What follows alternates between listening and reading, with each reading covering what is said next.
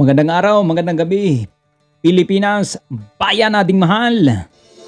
Malacanang nag-request na dito bilang briefer ng DOJ patungkol po dito sa napipintong paglabas ng warrant of arrest ng ICC against the former President Rodrigo Roa Duterte, Senator Bato de la Rosa, and even the Vice President. Tatandaan po natin, last few months ay talagang mariing pinagdiinan ni PBBM na wala ng jurisdiksyon kailanman ang ICC.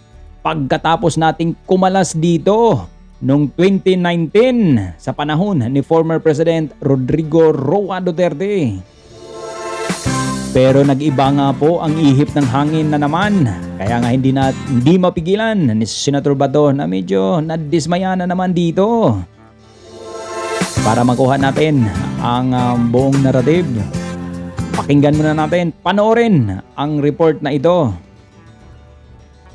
Magsusumite ang Department of Justice ng isang legal briefer kay Pangulong Ferdinand R. Marcos Jr. para sa mga maaring maging hakbang ng gobyerno hinggil sa kaso ni dating Pangulong Rodrigo Duterte sa International Criminal Court.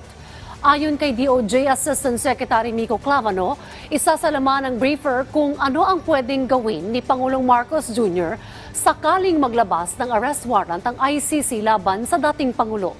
Git naman ni Clavano, kahit magsumiti sila sa Pangulo, nananatili pa rin ang paninindigan ng gobyerno na walang jurisdiksyon ng ICC sa Pilipinas.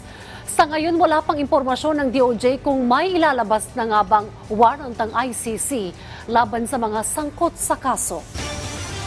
The briefer will be an objective statement or analysis of the pros and cons of each option.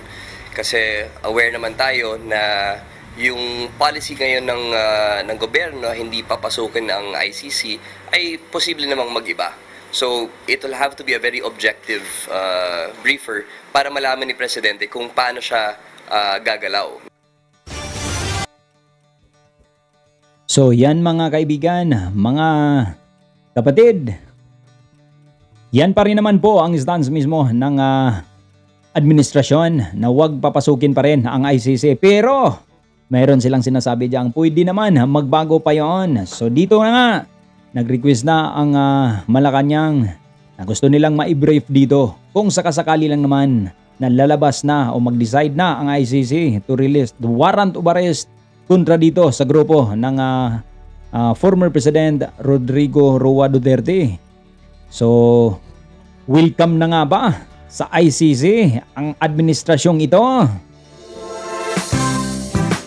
Pero syempre, ang kampo naman sa kabila, sa mga respondent, hindi sila pumapayag diyan dahil lumabas o wala na tayo bilang miyembro sa ICC. Pero matatanda ang naglabas din naman ang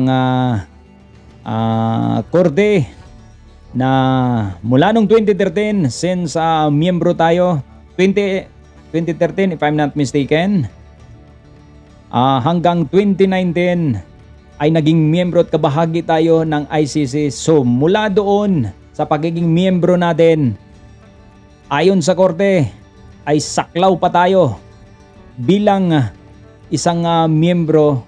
Naging effective ang ating pagkalas dito sa ICC sa panahon ni Pangulong Duterte ay yung 2016 kung saan madugong drug wars ang pinatupad dito ng former President Rodrigo Roa Duterte kung saan naroon di umano ng mga AGK. So doon sa 2016 hanggang 2019 ay sako pa sa batas ng ICC ay yun lang ang dapat katutok ang investigation ng ICC patungkol po dito sa AGK. So diyan magkakaalaman kung talagang sa kampo ng former president ay malulusutan nila ito.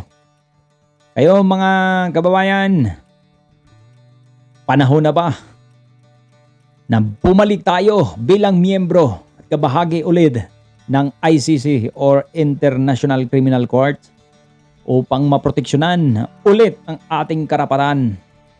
Mabuhay! Mabuhay ang Pilipinas, mabuhay ang mga Pilipino, mabuhay ang ating mga OFWs around the globe.